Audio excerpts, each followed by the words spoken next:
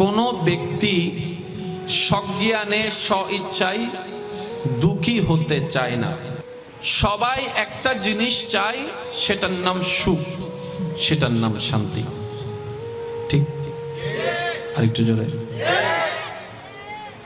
পৃথিবীর কোনো মানুষ অসম্মানী জীবন চায় না। সবাই চায় আপন আপন জায়গা থেকে একটু সম্মানে বাঁচে।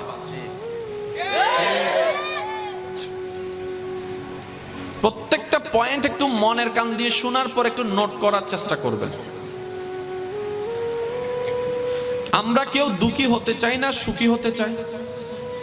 অসম্মানিত হতে চাই না, সম্মানিত হতে চাই। ঠিক না?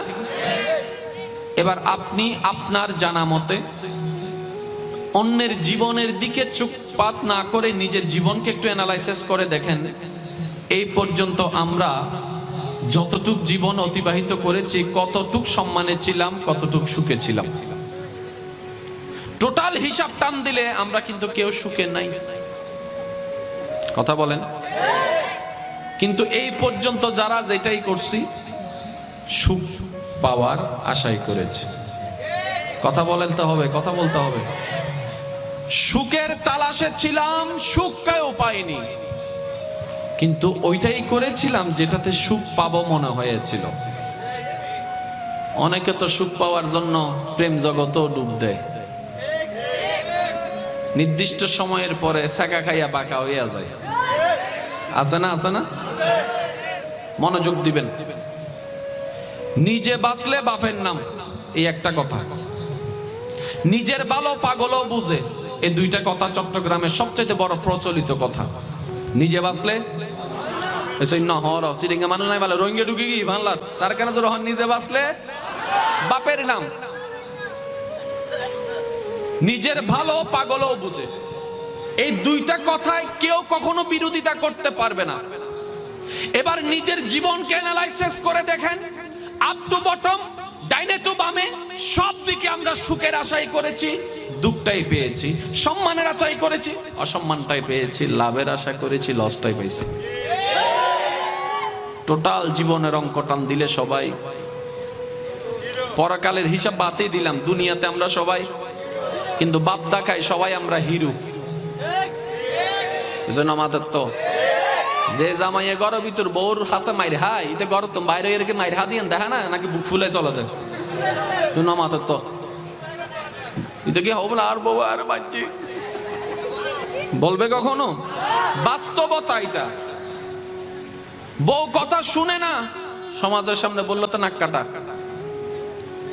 আপনি যদি, আমি শুধু এতটুকু বোঝাতে চাচ্ছি, আমাদের জীবনটা একদম সীমিত, অর্ধেক হায়াত কিন্তু শেষ।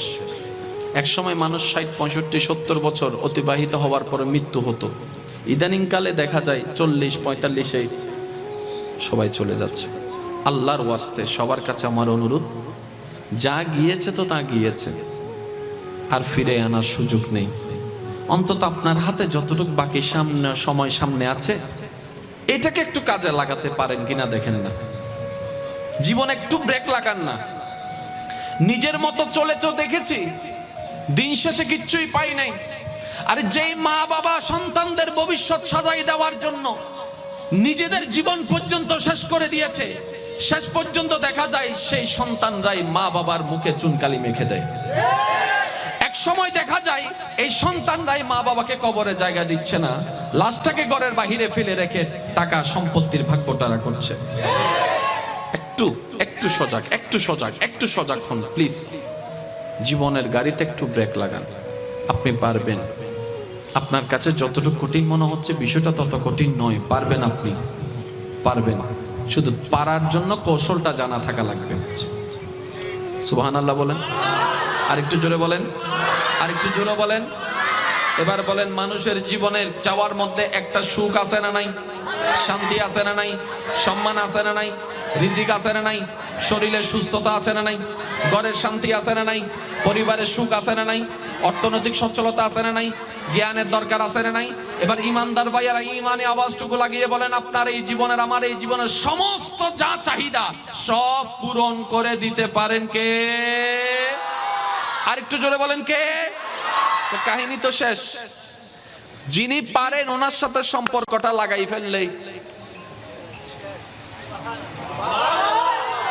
জোরসে কাহো না ইয়ার সুবহানাল্লাহ, যিনি পারেন ওনার সাথে সম্পর্কটা লাগাই ফেললে তো আপনার সব চাহিদা পূরণ হয়ে যায়।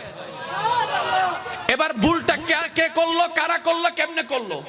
অন্যের দিকে আঙ্গুল না তুলে যদি নিজের দিকে তাকান, দেখবেন ভুলটা আমরাই করেছি। যেখানে সম্পর্ক লাগানোর সেখানে লাগাইনি, যেখানে ধোঁকা মিলেছে সেখানে সম্পর্ক লাগিয়েছে।